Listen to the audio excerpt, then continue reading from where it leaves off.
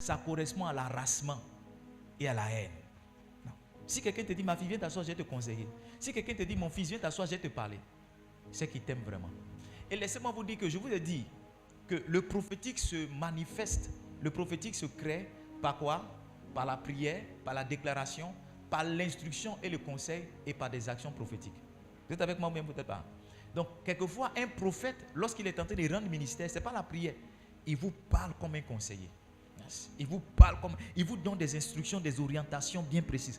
Pour beaucoup qui sont ignorants, ils ne savent pas que derrière ce conseil-là, c'est l'action de Dieu pour les amener à un autre niveau. Je vous assure. Je vous assure. Combien de conseils j'ai écoutés qui m'ont aidé profondément? Combien de conseils? L'un des conseils, on faisait ici culte bilingue. Il y avait le berger major Antu ici. Quand je parlais en français, qui parlait en anglais, on était bénis, c'était bien. On est parti à Séguéla. Séguéla. Pendant que je rentrais dans la chambre d'hôtel, il y a un pasteur qui m'a interpellé. Il dit, Bishop, ce que tu fais, c'est puissant. Hein? Et puis il m'a dit, mais. J'ai compris que, de toute façon, le vieux là parle là. On dirait à quelque chose. Quand je suis revenu, j'ai dit, tu vas sur les appareils. Ça a été ma délivrance. Parce qu'avant, quand je prêche ici, je descends de la chaire pour aller régler le son. J'ai pris l'ingénieur de son pour en faire l'interprète. C'est vrai, il va interpréter. Mais dans cette saison, c'est l'ingénieur de son. Est-ce que vous comprenez? Quand quelqu'un vous aime, il vous donne des conseils. Quand quelqu'un vous aime, il vous appelle, il vous dit, assois-toi, je vais te parler. Mais quand quelqu'un en a fini avec vous, il se tait. Le jour où quelqu'un s'est tué sur votre destinée, ça veut dire qu'il a décidé de se retirer, que vous n'êtes pas quelqu'un qui écoute. Yes. Il y a un jeune pasteur qui venait me voir ici très souvent, il a des activités, il vient. Quand il vient, il me donne l'impression qu'il veut des conseils. Mais j'ai observé plus tard qu'en réalité, ce n'est pas mes conseils qu'il veut. Il veut mon image. Il veut que mon image soit associée à son activité parce qu'il se dit que je connais beaucoup de personnes me connaissent, que si je suis dedans, si mon nom est dedans, les gens vont venir. La dernière fois qu'on s'est rencontrés, je lui ai dit non, ce que tu fais, ce n'est pas juste.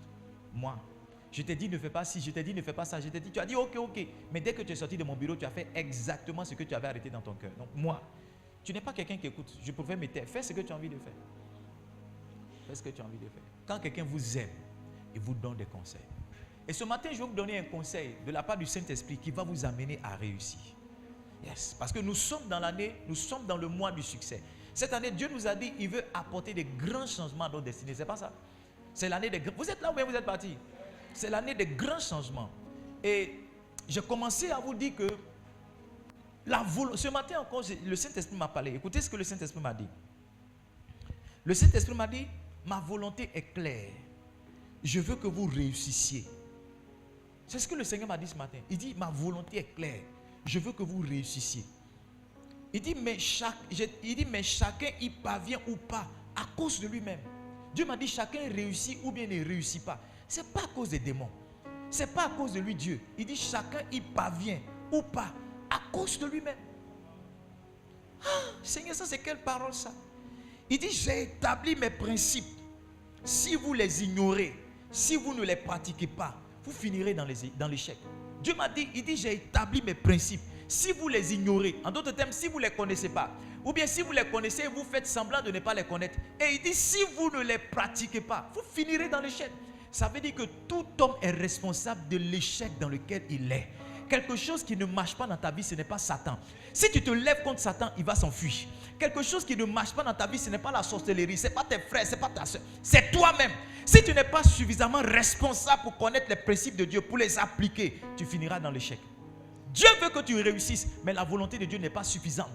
Parce que dans ce qu'un homme devient, il y a sa part de responsabilité. Il y a son rôle qu'il joue dans ce qu'il devient. Dans tout accomplissement, il y a la main divine du Seigneur qui agit. Mais il y a aussi la main humaine, la main de l'homme aussi qui est en action. Si vous n'êtes pas responsable de vous-même, mes enfants, je vous dis la vérité, vous finirez dans l'échec.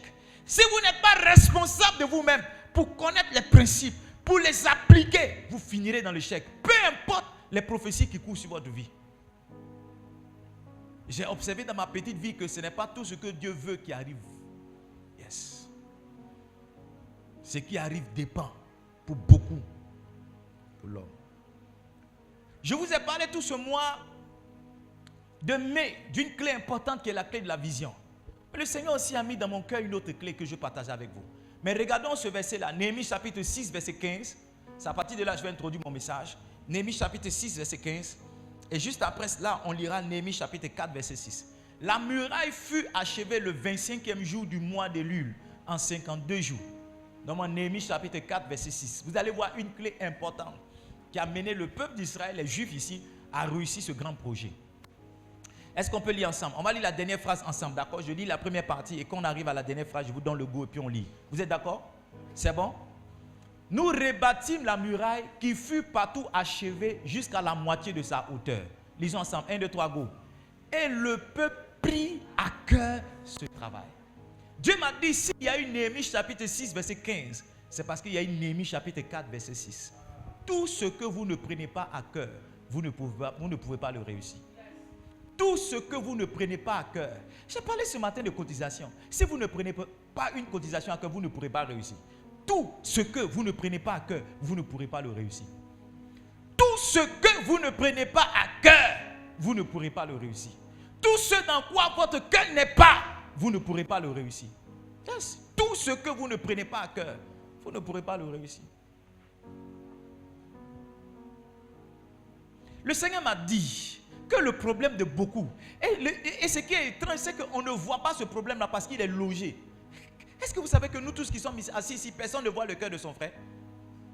Vous êtes d'accord avec moi? Pendant que je suis en train de parler ici, il y a des gens qui ont autre chose à cœur. Il y a des gens qui ont autre pensée à l'esprit. On ne voit pas le cœur de chacun. Et c'est ce qui fait que vous pouvez placer deux personnes ensemble qui sont nées du même père, de la même mère. Vous avez l'impression qu'il y a une qui avance et il y a une autre qui n'avance pas. Les gens sont inscrits dans la même école. Ils ont le même répétiteur. Ils sont inscrits dans la même scolarité. Ils ont tout ensemble. Sauf qu'ils ont des cœurs qui sont différents. Il y a un qui est bon et puis il y a un autre qui est méchant. Il y a un qui est humble et il y a un autre qui est orgueilleux. Et celui qui a le cœur qui semble ressembler au cœur que Dieu veut, c'est celui-là que Dieu fait avancer. Et les autres là, leur cœur n'avance pas. J'ai eu 2 sœurs dans mon bureau. 2 sœurs, même père, même mère, assises dans mon bureau. Et pendant que j'étais en train de me réjouir de ce que Dieu venait de faire dans la vie de l'autre sœur, et par mon petit canal, j'étais en train de m'interroger aussi comment ça se fait que celle-là aussi qui est ma soeur ne soit pas bénéficiée de la même grâce. Le Saint-Esprit m'a dit la différence établie au niveau de leur cœur. Il dit celle pour qui tu es en train de te réjouir a un cœur que celle-là n'a pas. Même si dans son apparence, elle te donne l'impression qu'elle est plus dans le besoin. Elle te donne l'impression que sa vie n'avance pas. Il m'a dit que celle qui bénit Dieu aujourd'hui pour toi a un cœur que sa soeur n'a pas. Et le Saint-Esprit m'a dit, si elle pouvait avoir le cœur de sa soeur, je ne me priverais pas de la faire rentrer dans les mêmes grâces, dans les mêmes bénédictions. Notre problème, c'est notre cœur. Je vous dis la vérité, notre problème, c'est notre cœur. C'est notre cœur. J'ai garé ma voiture une fois et j'ai salué ma mère avec tout mon sourire. Et une dame a dit dans notre ethnie à ma mère, quand est-ce qu'elle aussi fera le malin avec un de ses fils? Quand est-ce qu'elle aussi, son enfant viendra avec une voiture pour qu'elle puisse faire le malin? Quelqu'un qui a un bon cœur se réjouirait de la grâce que sa soeur est en train de manifester, mais ne tomberait pas dans la jalousie. Je vous dis la vérité. Pour beaucoup d'entre vous, si vous pouvez connaître la vraie circoncision de votre cœur, Dieu vous enverra partout, il vous élèvera partout et il ne se privera pas de vous bénir. Le problème, même les pasteurs ont ce problème dont je vais vous parler aujourd'hui. Les pasteurs qui s'attaquent, les pasteurs qui ne savent pas se réjouir de la bénédiction de leurs frères. Oui, des pasteurs qui envoient piéger leurs propres collègues. Des pasteurs qui envoient des jeunes filles pour que leurs frères soient en train de tomber. Des pasteurs qui appellent pour dire est-ce que tu connais telle ou telle personne. Des pasteurs qui ne savent pas réclamer l'élévation de leurs frères. C'est que je suis en train de vous dire, si vous prêtez l'oreille, vous ouvrez votre cœur, le Seigneur va opérer une délivrance et vous irez de l'avant. Parce que pour beaucoup de choses que vous voudriez avoir, Dieu va le donner à quelqu'un avant vous. Ah, choulez-vous ça. Pour beaucoup de choses que vous recherchez, Dieu va le donner à quelqu'un avant vous. Ça, c'est le test de votre cœur. Si votre cœur n'est pas bon, vous allez éloigner cette chose de vous définitivement. Problème de beaucoup de personnes, le cœur. Qu'est-ce qu'il y a dans ton cœur? Premièrement, la motivation. Quelle est la motivation avec laquelle tu veux te marier? Quelle est la motivation avec laquelle tu veux être un pasteur? Quelle est la motivation avec laquelle tu veux travailler? Quelle est la motivation avec laquelle tu veux voyager? Quelle est la motivation avec laquelle tu veux lever les offrandes, tu veux lever les dîmes? Quelle est la motivation avec laquelle tu veux que les gens prennent des enveloppes? Quelle est cette motivation? Un pasteur est venu me voir et dit, pasteur, je veux organiser un culte d'offrande et je veux mobiliser 2 millions de francs CFA. Je dis, c'est pourquoi? Il dit, non, ma femme ne travaille pas, moi aussi c'est chaud. Donc on va prendre les 2 millions. Il dit, moi, tu allais m'appeler pour aller demander au peuple de Dieu de donner l'argent, 2 millions, pour que toi et ta femme vous fassiez business. Arrière de moi! Arrière de moi! Quand ta motivation n'est pas plus, tu connais l'échec. Il m'a dit, on le fera avec ou sans toi. J'ai dit, tant pis. Sauf qu'il a eu un grand échec. Il n'a pas fait plus d'un an dans cette vie, il a disparu. Quelle est la motivation avec laquelle tu donnes des enveloppes? Quelle est la motivation avec laquelle tu demandes aux gens de cotiser? Quelle est la motivation avec laquelle tu veux voyager? Quelle est la motivation avec laquelle tu veux prospérer? Pour beaucoup d'entre nous, on fait des choses pour être vus. On fait des choses pour être acclamés. On fait des choses pour être célébrés. On fait des choses pour qu'on parle de nous aussi. Je veux réussir pour que moi aussi on dise Aïe a réussi. Je veux réussir pour qu'on dise oui, aide-moi aussi faire partie de ceci. Écoutez-moi bien, si c'est ce qui vous motive, vous allez rencontrer Dieu sur votre chemin. Satan va vous laisser en paix. Vos parents vont vous laisser en paix. C'est Dieu lui-même qui va s'asseoir sur votre destinée. Parce que Dieu n'a jamais rien fait pour un homme qui n'est pas prêt à lui donner la gloire en retour. Quand il s'agit de paraître, Dieu se retire. Et il vient lui-même se bloquer. Mais quand il s'agit de mettre Dieu au devant, c'est à ce moment-là qu'il apparaît et il décide de t'aider. Beaucoup d'entre nous, nos motivations ne sont pas pures.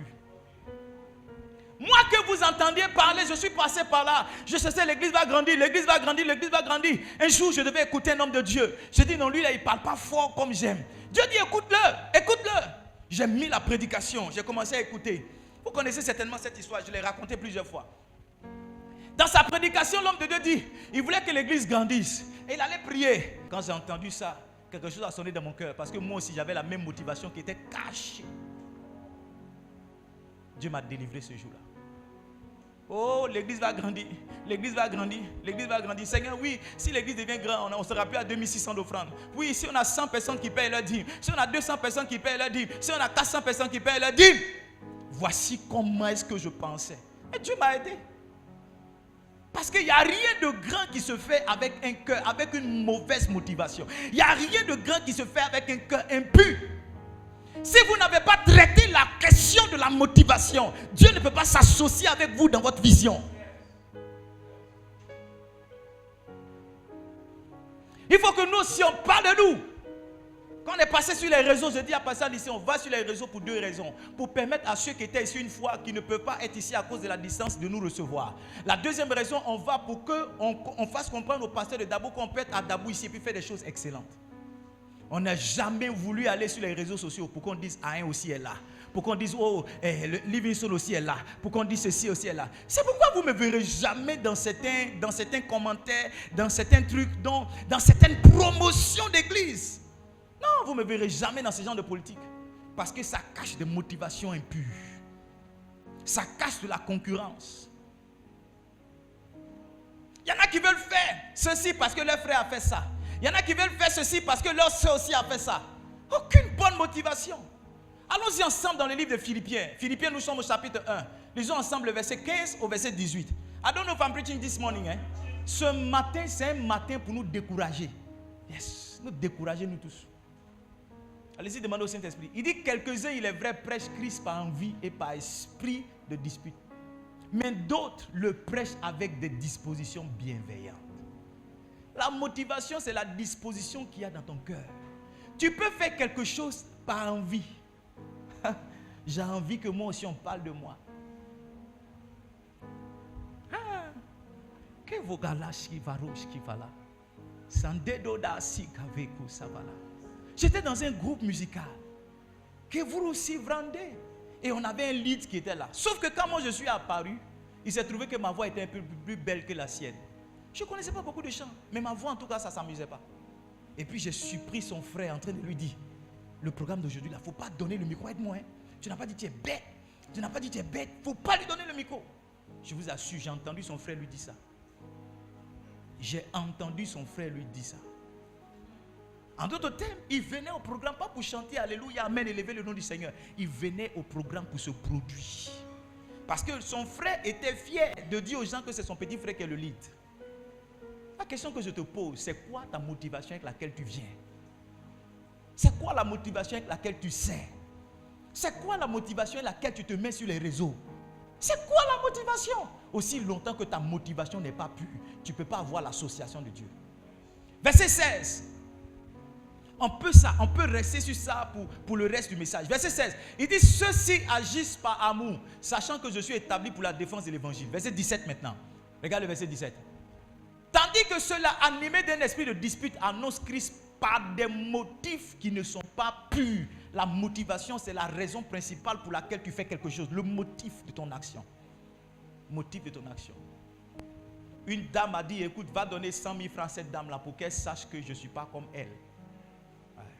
Quand je suis allé donner les 100 000, je n'ai pas dit ce qu'elle a dit derrière. J'ai dit, maman, tiens les 100 000. Elle a dit, oh, elle est gentille, oh, elle est bien, oh, elle est bien. Si je lui avais dit ce qu'elle avait dit, sa réaction aurait été...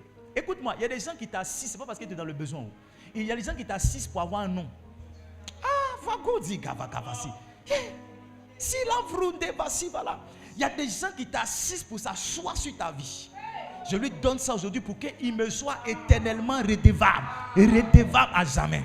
Je lui donne ça pour que le jour elle devienne quelqu'un, qu'on sache que c'est moi qui l'ai fait. Abraham a dit au roi de Moab, il a dit jamais je ne prendrai ton offrande. Pour ne pas que le jour où Abraham devienne riche, tu dises que toi, tu as contribué à me rendre riche.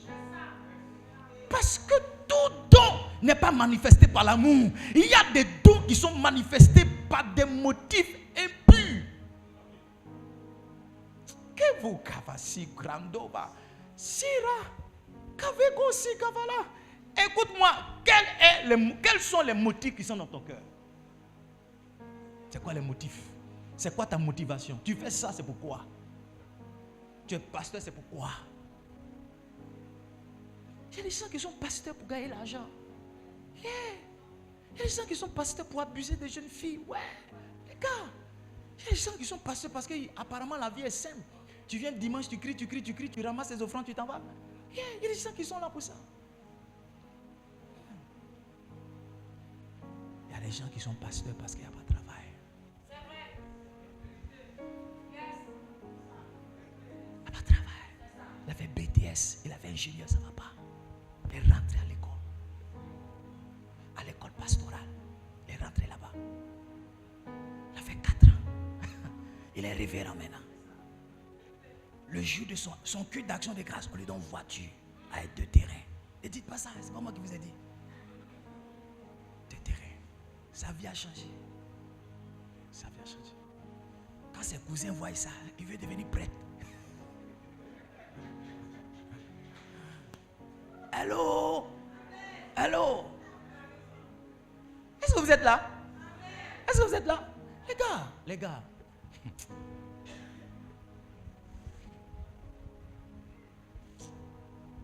Il ne prêche plus.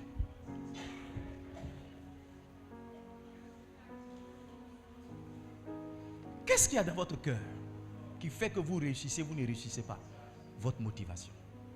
Si votre motivation n'est pas pure, il dit heureux ceux qui ont le cœur pur, car ils feront quoi? Ils verront Dieu. Matthieu chapitre 5 verset 8. Qui montera à la maison de l'Éternel? Psaume 24. Il dit celui qui a les mains innocentes et le cœur pur. Si votre motif n'est pas pur, vous ne pouvez pas avoir l'adhésion de Dieu. Frères et sœurs, si ce que vous voulez faire, ce n'est pas clair dans la motivation, Dieu ne peut pas vous aider. Dieu ne peut pas vous aider. 15 ans, 20 ans, 30 ans, le ciel ne lèvera pas le petit doigt si vous n'avez pas traité la question de la motivation.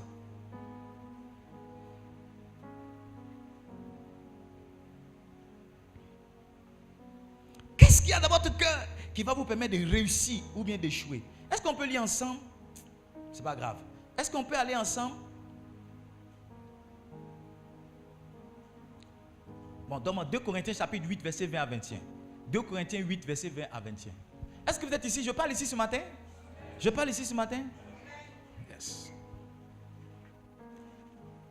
Il dit, nous agissons ainsi afin que personne ne nous blâme au sujet de cette abondante collecte.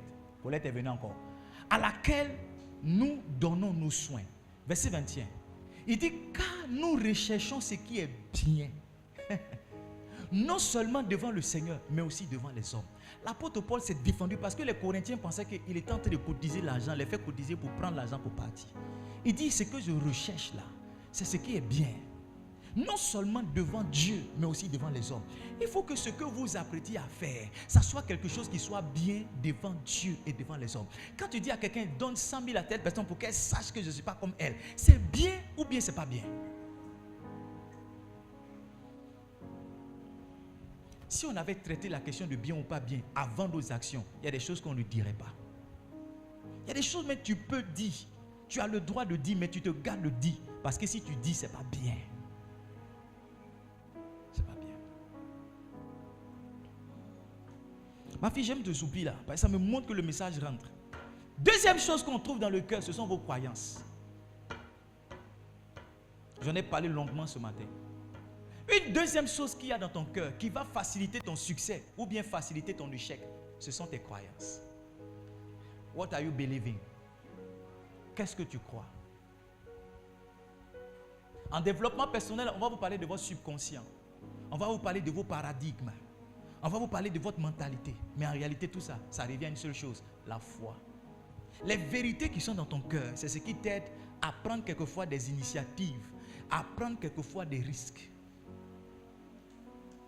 Quand je dis que je n'échoue jamais, c'est ça qui fait que je peux démarrer quelque chose. Quand je dis que ma saison d'échec est passée, c'est une vérité qui est dans mon cœur. Écoutez-moi, c'est de l'abondance du cœur que la bouche parle. Quand je suis là et quand je dis certaines choses, ce n'est pas pour vous haranguer, pour faire le spectacle. C'est ce que je crois profond. Quand je dis que je serai un milliardaire, ce n'est pas pour vous donner une occasion de dire amen, sauter de joie. Non, c'est des choses que je crois dans mon cœur. Et c'est en fonction de ces croyances-là que je pose chaque pas dans ma vie. Je pose chaque pas dans ma destinée. Je prends chaque risque dans ma vie. Qu'est-ce que tu crois? Tu ne peux pas croire que tu vas perdre et puis tu vas à la guerre. Autant rester chez toi à la maison. Tu ne peux pas croire que tu vas échouer et puis démarrer quelque chose. Autant ne pas le faire. Autant ne pas le faire. Qu'est-ce qu'il y a dans ton cœur comme assurance? C'est ça qui te permet d'arriver jusqu'au bout. Si tu n'es pas rempli de foi et de confiance, d'assurance, tu n'iras nulle part dans la vie. Dieu a dit, Jésus a dit à Pierre, pourquoi as-tu douté? Aussi longtemps que Pierre pouvait être rempli de foi, il pouvait supplanter les lois naturelles, la loi de la poussée d'Archimède. Il pouvait marcher sur les eaux. Mais quand ses croyances ont vacillé, automatiquement il a commencé à s'enfoncer. Ce qui permet à un homme de tenir et arriver au bout, c'est ce qu'il croit. C'est ce qu'il croit. Ce qu'il croit, ce n'est pas sur ton visage. Ce que tu crois, c'est dans ton cœur. Montre-moi, dis-moi tes croyances, je te dirai où tu vas arriver dans la vie. Montre-moi, dis-moi tes croyances, je te dirai où est-ce que tu vas t'arrêter en chemin. Montre-moi, dis-moi tes croyances, je te dirai jusqu'à où tu peux mener le combat sur cette terre. Montre-moi, dis-moi tes croyances, je te dirai à quel niveau ta vie va s'arrêter. J'étais un gamin et je me suis toujours dit, ce qu'un homme peut faire. Il a 2 bras, il a 2 pieds, comme moi, je peux faire. Je n'avais pas Jésus dans ma vie, je vous dis la vérité. Je n'avais pas Christ dans ma vie, mais j'ai dit quelqu'un qui respire comme moi, excusez-moi, qui fait popo comme moi. Ce qu'il peut faire, je peux faire. C'est pourquoi dans ma petite vie, j'ai fait beaucoup de choses. J'ai joué au tennis, j'ai fait la natation, j'ai fait basket, j'ai fait rugby, j'ai joué piano, j'ai joué trompette. Tout ce que je voyais quelqu'un faire, je dis si un homme fait, moi il peut faire. Oui. Je dis si un homme, garçon, il fait quelque chose, moi il peut faire. Oui, c'est un homme, garçon, il respire comme moi. C'est pas un robot, hein? C'est pas un esprit. Il est comme moi, il respire. S'il fait quelque chose, moi, il peut faire. S'il peut chanter, il peut chanter. Bon, écoutez-moi, il y a beaucoup de choses, je me suis engagé comme ça. Parce que j'ai dit, si quelqu'un fait, je peux faire. La motivation n'était pas pure, mais ça créait une croyance en moi. Ça crée une forteresse en moi qui fait que je ne me donne aucune limite. Il n'y a pas quelque chose, je dis c'est pour lui là. Il n'y a pas quelque chose, je dis c'est pour lui. J'ai vu quelqu'un en train de prophétiser à quand prophétie. Donner le nom des gens, donner le numéro de téléphone, ça arrive. Oui. Si un homme peut faire, je peux le faire. Dans ma petite vie, j'ai compris que où tu nais n'est pas le problème. Parce que Jésus est né dans une étable. J'ai compris que où tu nais n'est pas. Donc je ne peux pas regarder où je suis né, les conditions dans lesquelles je grandis pour dessiner ma destinée. Non. J'ai toujours eu des rêves qui m'ont dépassé, qui me dépassent. Depuis que je suis un gamin, j'ai toujours eu des rêves qui m'ont dépassé, qui me dépassent à cause de certaines vérités que j'ai laissées rentrer dans mon cœur. Quelles sont les vérités qui sont dans ton cœur? Non, Nous là, on est de telle famille. Dans notre famille, on est dernier. Nous là, on est comme ça. Nous là, nous là, nous là, nous là. Quelles sont les vérités qui sont dans ton cœur? Tu crois en quoi? Quelles sont tes croyances? Quelles sont tes croyances? La Bible dit que le juste vivra par la foi. Ce qu'un homme a est destiné par sa foi. Ce qu'un homme a est défini par sa foi. C'est ta foi qui te donne toutes choses. La grâce de Dieu a rendu tout disponible. C'est la foi de chacun qui va avec cette monnaie spirituelle pour acheter ce qu'il peut acheter. Les gars, ne vous donnez aucune limite. Que le ciel seul soit votre limite. Ne vous donnez aucune limite. Moi, je suis un pasteur qui a Dabou et qui va impacter le monde. Je crois en ça. Les gars, je ne sais pas, c'est pas... Non, I'm believing it. Je crois en ça profondément. Je crois en ça. Je crois que partout où vous me mettez sur cette terre, je fleuris, je porte des fruits. Je crois en ça. Je crois que ma richesse n'est pas dans mon compte en banque, c'est que j'ai dans la poche. Ma richesse est en moi. Partout où je suis, je peux faire sortir l'argent de moi. Je crois en ça. Je crois en ça. Oh, les gars. C'est-à-dire, si je vous laisse dire tout ce qui est dans mon cœur, vous allez penser que je suis arrogant, je suis orgueilleux. Mais c'est ma foi, oh. C'est ma foi. Je vais vous expliquer ce test qu'on est parti faire pour rentrer dans cette compagnie d'assurance. Gozi Gavara Shikava. Mes amis sont venus avant moi. Quand je suis venu, ils ont dit non, c'est fini, c'est fini, c'est fini. J'ai dit comment ça c'est fini? Je suis monté au secrétariat. J'ai dit je suis venu passer le test pour travailler ici. Elle dit ok monsieur, asseyez-vous, c'est un test psychotechnique, vous allez faire. Après ça, vous faites l'entretien. J'ai fini, j'ai fini. D'abord, mais quand je suis venu, quand je les ai vus là, j'ai dit the winner is back. The winner is back en anglais, ça veut dire le gagnant est de retour. Mes amis jusqu'à aujourd'hui, c'est comme ça, ils leur parlent. Quand ils sont quelque part, je dis the winner is back. Quand on veut jouer Scrabble, je dis the winner is back. Je m'appelle le gagnant avant de commencer à jouer. C'est pourquoi je gagne. Oh. Fora, Salah, Verous, qui va là. Quand on a fini le premier test, je suis passé le dernier en entretien. La dame là m'a posé la question. Vous connaissez tel logiciel? Je dis oui. Elle dit vous connaissez les tableaux croisés en Excel? Je dis je ne maîtrise pas mais j'apprends vite. Elle dit, ben bon, si on vous prend assistant de la direction technique, dans combien de temps, qu'est-ce que vous pensez que vous serez dans 5 ans? J'ai dit 5 ans. Elle dit oui, j'ai dit 5 ans. J'ai dit, mais dans 5 ans, je suis le directeur. Si je suis l'assistant du directeur, dans 5 ans, moi, je suis le directeur. Elle dit, en plus, c'est ce que la dame a dit. Elle dit, en plus, c'est ce qu'elle a dit. Quand j'ai dit ça, elle dit, en plus, il est prétentieux. Quand ils ont fini les tests, les analyses, c'est moi, ils ont appelé pour travailler. Je vous dis la vérité. J'ai dit 5 ans. Moi, si je suis l'assistant, mais dans 5 ans, je suis le patron. Et je lui ai posé la question, je lui ai dit, ou bien madame, vous dans 5 ans, vous serez encore là. En d'autres termes, tu n'as pas de vision. Tu veux rester 5 ans après? Elle dit, en plus, il est prétentieux. Mais elle a quand même appelé le prétentieux là. Ouais, c'est votre audace et votre foi que les gens prennent pour la prétention. Eliab a dit à David, je connais ton cœur prétentieux. Quand David a dit, mais qu'est-ce qu'on va donner à celui qui va vaincre ce Goliath? Eliab lui a dit, quelqu'un qui était plus grand que son frère, il tremblait. Et il a pris l'audace. Il a pris la foi, il a pris la conviction, l'assurance de son frère pour de la prétention. Quand il y a certaines choses que vous dites, les gens trouvent que vous êtes orgueilleux. Moi, aide-moi. Si je ne suis pas mort, je serai milliardaire. Oui, si vous m'enlevez à Dabou, vous me jetez en prison, je vais produire l'argent. Vous m'enlevez en prison, vous me jetez dans le désert, je vais produire l'argent. Parce que l'argent, ce n'est pas dans mon compte en banque, l'argent, c'est en moi. Ah, voici ce que je crois. It is what I'm believing. C'est ce que je crois. Toi, tu crois en quoi? Nous, mon oncle est mort. Notre tonton qui nous soutenait là, il est mort. Donc on est là comme ça. C'est que si papa de temps en temps va venir te voir si tu as les 2000. Quoi?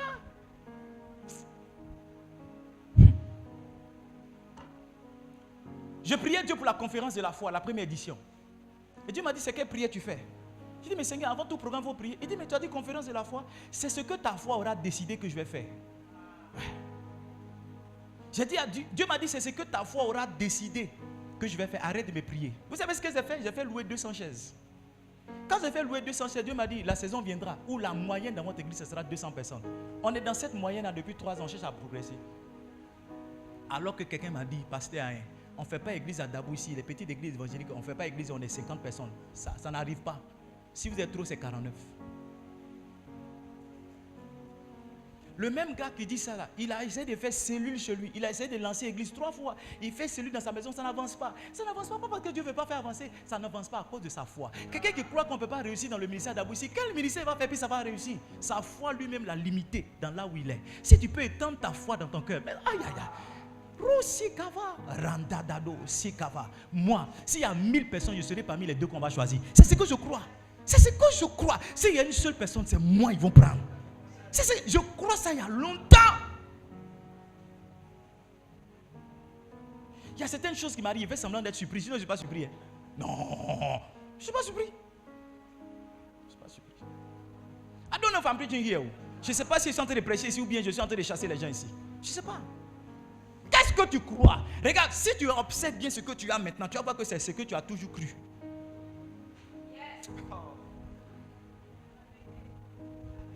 J'ai dit à cette petite dame qui est ma femme que j'aime, dont l'anniversaire c'est bientôt. Alors que je regardais ce message du Bishop Oyedepo, Catching a Vision of God's Plan for Your Life, je ne comprenais rien à part Alléluia, Amen. Cette dame-là m'a demandé, qu'est-ce que tu fais, monsieur? Tu deviens fou. Je dis, pourquoi tu dis ça? Elle dit, mais comment tu peux regarder quelque chose que tu ne comprends pas? Je lui ai dit, le temps viendra où je comprendrai tout. On était en septembre 2015. La dernière fois, moi, j'ai dit, est-ce que tu sais que je comprends tout ce qu'il dit là? Voici mes enfants qui sont là. Il n'y a pas un jour où on n'écoute pas message en anglais. Aujourd'hui, maintenant, je vois mes enfants, chacun essaie de dire des mots en anglais. C'est ce que tu crois qui t'arrive. C'est ce que tu crois qui t'arrive. À part, alléluia, amen, je ne comprenais rien. Bientôt, vous allez me voir sur les plateformes, je serai interprète. Pas interprète, je serai interprète. Je ne sais pas si vous étiez au mariage de la jeune soeur là. Comment il s'appelle? Victoria. J'ai prêché en anglais ici. Après, je me suis dit, mais je suis fatigué pour rien. Parce que les Yoruba qui sont venus, eux ne comprenaient pas anglais. Le monsieur qui ne comprenait qu'Alléluia, Amen. Je me suis tenu sur cette même chair. Cette même chair. Mon message de début jusqu'à la fin, j'ai parlé en anglais. Je suis allé au Libéria. 4 jours de prédication, matin et soir. Mon message de A à Z, c'était en anglais. J'ai commencé en 2015 à dire que le temps viendra où j'allais parler cette langue du début à la fin. 8 années après, Dieu l'a manifesté cette saison. C'est ce que tu crois qui t'arrive. Si tu ne peux pas élargir ta foi, ma prière ne peut pas t'aider. Si tu ne peux pas élargir ta foi, Dieu ne peut pas t'aider. Parce que Dieu te met là où tu crois. Dieu t'agit dans ta vie en fonction de ta foi. Si j'ai une bonne prière pour toi, c'est de dire, Seigneur, aide-moi, viens au secours de ma foi. Je suis allé dans 3 jours de jeûne. Je devais démarrer le ministère. J'ai dit à Dieu, quelle est la clé pour que je démarre le ministère? J'ai prié pendant 3 jours, je n'ai pas mangé. Le 3e jour, Dieu m'est apparu. Il m'est apparu avec Romains le chapitre 4. On lit le verset 18 au verset 22. Il m'est apparu avec Hébreux le chapitre 11. On lit le verset 6. Il m'est apparu avec Luc le chapitre 22. Le verset 31 32. Et le Seigneur m'a dit, sans la foi, je ne peux rien pour toi. Tu veux réussir? Commence à croire. C'est de là est sortie notre conférence de la foi. Pour que chaque année, Dieu nous donne une plateforme où il va inoculer dans nos cœurs la foi. C'est ce que vous croyez qu'il vous arrive. Comment on dit ça en hébreu, chérie? Pour que je sais au moins. Qui peut m'aider à dire ça en du groupe? Ma fille, c'est ce que tu crois. C'est ça qui va t'arriver. Rien d'autre. J'ai rencontré ma femme en novembre 2002. Et elle m'a dit, oui, pratiquement vers les décembre et tout ça. Je lui ai dit, mon premier enfant va s'appeler Excel Fort Brillant. Je lui ai dit ça. Je lui ai dit, mon premier enfant, ça sera un garçon. Il va s'appeler, écoutez-moi bien, je n'étais pas un prophète. C'est ce que je croyais. Je lui ai dit, je vais acheter une grande villa dans laquelle tu seras. Dieu m'a fait grâce. 7 années après, j'ai eu un bon travail. Écoutez-moi bien. 7 années après, ce garçon est venu. Aujourd'hui, il a 15 ans cette année. C'est ce que tu crois. Ce que tu crois, c'est ce que Dieu te donne. Ce que tu crois, c'est ce que Dieu te... Est-ce que je peux te dire ça en pleurant? Est-ce que je peux te dire ça? Je ne sais pas comment il te dit. Ce que tu crois, c'est ce que Dieu va te donner.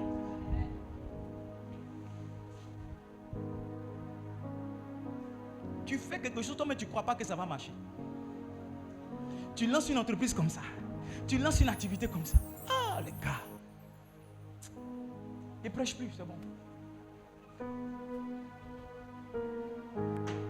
Quand il dit je ne prêche plus là, vous devez me blaguer pour que je continue de prêcher. Vous aussi vous dites ah. Quand il dit je ne prêche plus là, vous dites non papa prêche, prêche. C'est comme ça on fait. Voilà, je ne prêche plus. Je ne prêche plus. Voilà. Est-ce que vous êtes ici? Si je pouvais avoir cette capacité, non, ma fille Nadège, j'allais composer un comprimé de foi. Si Dieu pouvait me donner cette capacité-là, j'allais vendre ça pour que quelqu'un mette ça dans son verre. Ça allait être effervescent parce qu'il y a des gens qui n'aiment pas avaler comprimé. Même ça encore, ils n'allaient pas prendre. Il a dit, moi comprimé, je n'aime pas avaler. Donc, j'allais faire ça effervescent. C'est comme ça on dit non. Là, ça allait fondre comme ça. Et puis quelqu'un allait boire.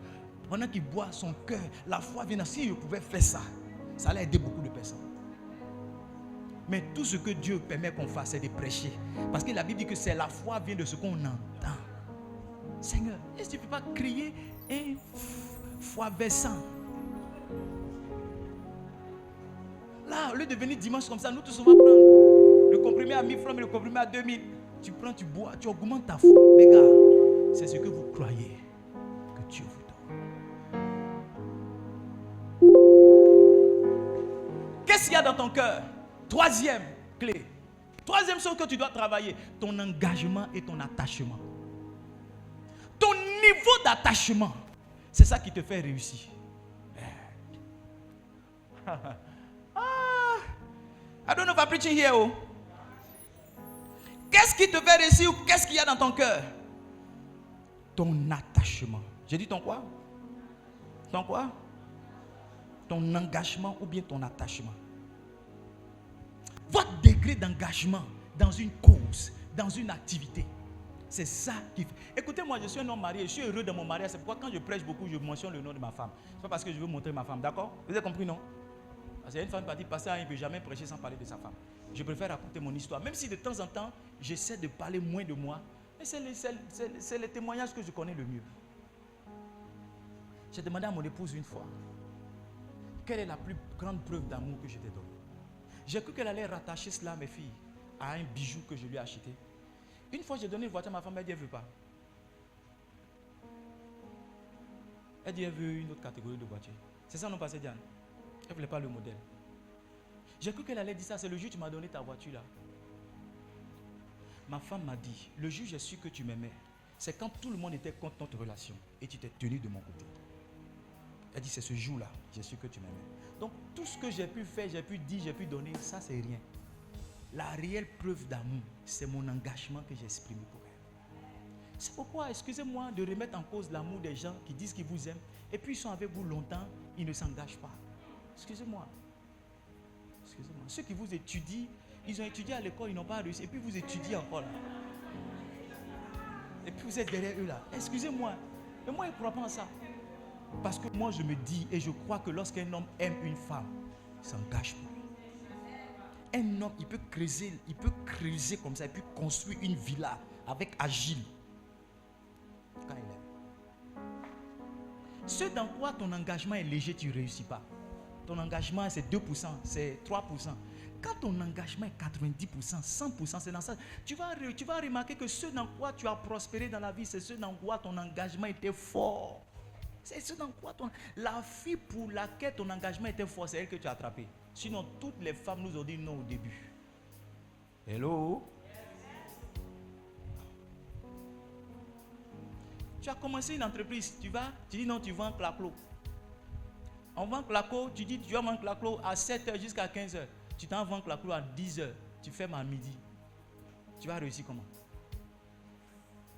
Oh papa, on a ouvert un magasin d'Orange Money là. Orange Money dans lequel tu es de temps en temps. Tu vas réussir dedans? Non, j'ai ouvert un magasin de coiffure, salon de coiffure. Salon de coiffure, toi-même tu ne vas pas. Tu as embauché une petite fille qui ne sait pas coiffer alors que c'est toi la coiffeuse professionnelle. Tu es là-bas de temps en temps. Tu vas réussir dedans? Tu es en train de te blaguer. Il faut le laisser, tu vas venir être pasteur. Peut-être là encore tu vas t'en sortir. Non papa, maintenant je fais les ongles, hein. Je fais ceci. Tu fais ongles, quand il pleut tu ne vas pas. Oh, quand il pleut les gens vont sous la pluie au travail. Toi tu fais ongles, tu dis tu ne vas pas. Écoutez-moi bien, les gens vous ont donné l'impression que l'entrepreneuriat c'est là-bas qu'on ne travaille pas. C'est faux. Si tu veux travailler, il faut être un entrepreneur. C'est quand tu ne veux pas travailler que tu es salarié. Est-ce que je parle ici? Non, papa, tu as commencé une église. Il y a un pasteur qui est venu ici, quand il me quittait, il dit non, ma belle-mère me parlait toujours du sérieux, je ne comprenais pas. Ma belle-mère me disait sois sérieux, je comprends. Il dit mais toi tu es sérieux? 6 personnes qui viennent à l'église, là, tu vas faire jeûne 21 jours. Tu vas te lever, quelle heure pour prier. Il dit, tu es sérieux? Les gars, c'est l'engagement qui vous fait réussir. Hier, j'ai menacé mon épouse, on est parti à Béni. Je me suis fâché, mais je ne l'ai pas menacé. Je me suis fâché. Je l'ai laissé en chemin. J'ai dit, on rentre à quelle heure? Elle dit, on va rentrer à 18h. J'ai calculé 18h, si on quitte Bézéville, c'est à 21h, on va rentrer à Dabou. Moi, je dois me préparer pour prêcher. Je dois venir voir l'église. Est-ce que les choses sont... J'ai un engagement, moi. J'ai un engagement. J'étais assis chez ma maman quand j'appelais ma femme. J'ai dit, ma maman, ma femme là, si elle ne me lève pas pour aller derrière elle, on va quitter ici à 18h. J'ai dit, maman, au revoir, hein. Je m'en vais en même temps. Je suis allé m'asseoir. Et quand je suis allé, elle était assise avec ses copines. J'ai dit, chérie, on s'en va à quelle heure? Elle dit, attends, je vais aller faire point. Elle est partie faire point. Je suis allé la trouver là-bas encore. J'ai dit, mais pourquoi tu ne fais pas? Elle dit, ma soeur, j'ai pris ma route. J'ai commencé. J'ai dit à mes enfants, allons-y. Elle m'appelait, elle dit, tu es où? J'ai dit, pardon, comment ça marche parce que j'ai fait avancer la voiture. Elle est venue monter, puis on est venu. On est arrivé à Dabou à 18h. Moi, j'ai un engagement. J'ai resté au village comme ça pour ne rien faire. Pourquoi? Il y a des gens qui aiment ça. Ah, il y a longtemps, ils venaient au village. Tu as passé de coup en coup. Manger à Teke ici. Manger, saluer tout le monde. Tu n'es pas engagé. Tu n'es pas engagé. Tu n'es pas. Est-ce que tu comprends ce que je suis en train de dire? Tu n'es pas engagé. Si tu es engagé, si tu es un homme réussi dans ce dans quoi il est engagé. Ce dans quoi il est engagé. Actuellement, c'est les examens. Tu es venu, on a prié pour toi vendredi. Oh, papa a prié pour moi, il a prophétisé. Tu ne vas pas aller étudier. Toi, tu as examen. Tu vas regarder tous les programmes de la journée. Tu vas regarder tous les programmes lundi. Lundi, ton film préféré à 13h. 17h, tu as programmé la télé. Ça s'allume ici. 18h, ça programme. Et puis maintenant, quand les résultats vont venir, comme on a vu une fois un jeune là qui n'avait pas eu le bac, pendant qu'on venait à Dabou avec ma femme, il s'est assis quelque part sur une station là. Il a dit à ses amis, allez-y, il vient derrière. Comment tu fais comment, les gars? C'est mon engagement. Ma femme, elle va vous dire, quand je me lève dimanche matin, je ne pense à rien.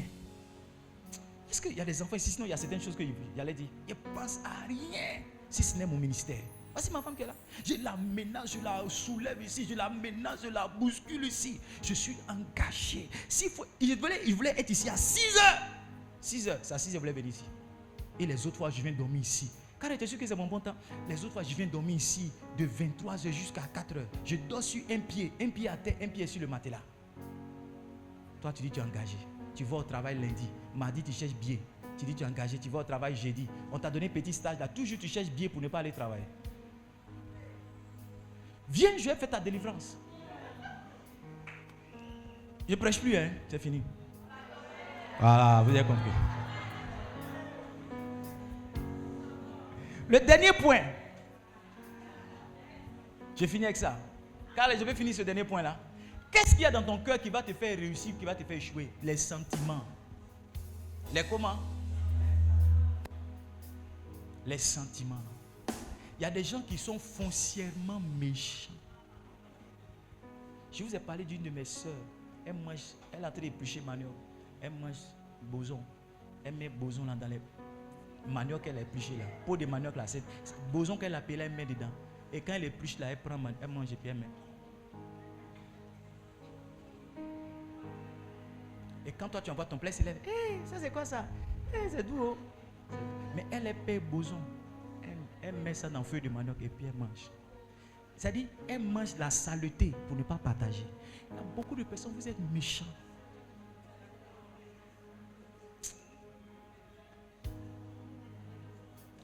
Vous êtes méchant. C'est ton cœur méchant là qui fait que tu ne réussis pas. Parce que Dieu va te faire réussir. Pourquoi? Pour que tu sois davantage méchant, pour que tu écrases les gens encore. Non. Dieu nous fait réussir pour être des canaux de bénédiction. Pour qu'on aide d'autres personnes aussi à s'élever. Pour qu'on aide d'autres personnes aussi à connaître la bénédiction. Il y a des gens ici, si Dieu te donne un travail, alors que tout le monde fait rentrer son cousin, ses nièces, toi tu vas fermer, tu vas dire, hey, fais rentrer les sorciers ici qui vont venir prendre.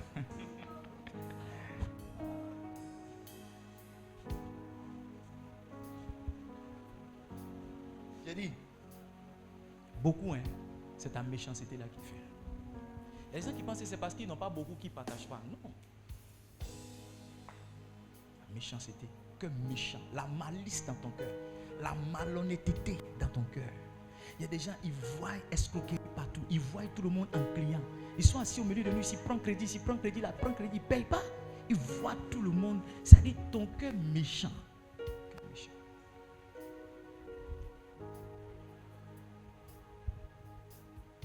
Si tu n'as pas changé ce cœur-là, tu n'as pas accepté que ce cœur-là devienne bon, tu ne pourras pas t'aider. La Bible parle d'un homme qui s'appelle Nabal. David a envoyé ses messagers pour aller le voir. Nous sommes, je crois, dans le livre de 1 Samuel chapitre 25. Ou 2 Samuel chapitre 25. David a envoyé quelqu'un aller le voir. 1 Samuel 25. Il a dit, il faut dire à Nabal qu'on a surveillé ses brebis, tout ça, rien ne l'est arrivé. Il dit, va, qui est David là? De plus en plus, il y a des esclaves qui ont fui les maîtres. Maintenant, ils passent de coup en coup pour demander. Nabal était un homme riche, la Bible dit. Mais dans sa richesse, il ne pouvait pas partager. Tu sais, si dans tes 1000 francs, tu ne peux pas enlever 50 francs pour donner à quelqu'un, tu ne peux rien devenir. Dieu ne peut pas te faire réussir. Si ancien kaki de ton enfant, tu ne peux pas donner à quelqu'un d'autre qui n'a pas de kaki pour porter, Dieu ne peut pas te faire réussir. Si en pleine période de Pentecôte comme ça, ton riz que tu as fait, tu ne peux pas enlever une partie pour donner à quelqu'un que tu connais qui ne mange pas, Dieu ne peut pas te faire réussir. Tu es méchant. Tu es méchant. Je suis allé au village hier. J'ai vu ma maman. J'ai dit, maman, tu es seule comme ça, tu as fait beaucoup de marchés comme ça, c'est pour qui? Elle dit, non, il y a son neveu là, qui a perdu sa femme. Ça fait 1 an. Donc il a fait le marché. Comme tu t'en vas à Dabou, il faut passer au village, il faut leur donner ça. Et ma femme et moi, quand on revenait, on parlait de ma maman dans la voiture. Et elle dit, ma maman a dit combien de fois les gens ne sont pas reconnaissants. Mais elle ne cache pas aussi qu'à cause de ça, elle reconnaît que Dieu l'a bénie. Si, ma maman dit, elle reconnaît qu'il n'y a aucun de ses enfants qui est une charge pour elle. Quoi que ses enfants soient là, mais elle n'a pas besoin de l'argent de ses enfants. Elle est à l'aise. Les dimanches chez nous au village, il y a 3 grandes cuisines. La cuisine de ma maman est ouverte, les autres cuisines sont fermées. Mieux, chez nous on fait sauce graine. Les autres soulèvent les sauces graines, elles mettent ça dans leur chambre. Ma maman a sa cuisine qui est ouverte. Tous ceux qui vont venir saluer mon papa, qui vont venir saluer ses cousins, ma maman va leur servir sauce graine à Adjiki pour manger. Quelquefois, c'est le gratin là que nous allons manger. Lundi, où il faut manger sauce graine couchée parce que c'est plus doux. Sauce graine couchée, c'est plus doux. Tu sais ça? Tu sais ça ou bien tu ne sais pas? Où il faut manger sauce graine couchée. Chez les Hébreux, tu prends un poisson comme ça, tu mets au feu. Poisson fumé, tu vois, non? Tu fumes le poisson, puis tu mets dans la sauce. My God! Où il faut faire ça là? Nous, c'est maintenant ma maman va faire sauce tomate, sauce claire, avec riz pour nous donner pour manger. Des jeunes Hébreux qui ont grandi. Mais aujourd'hui, tous ces enfants, mariés, travaillés, réussis, tous. Si vous pouvez commencer à être bon, partagez, Dieu va vous donner du succès. Le petit travail que Dieu va te donner, si ton cœur est disposé à faire monter quelqu'un avec toi, Dieu va continuer de te faire monter. Je vais m'arrêter là pour ce matin. Mets la main sur ton cœur. Oh, oh. Mets la main sur ton cœur, je vais prier.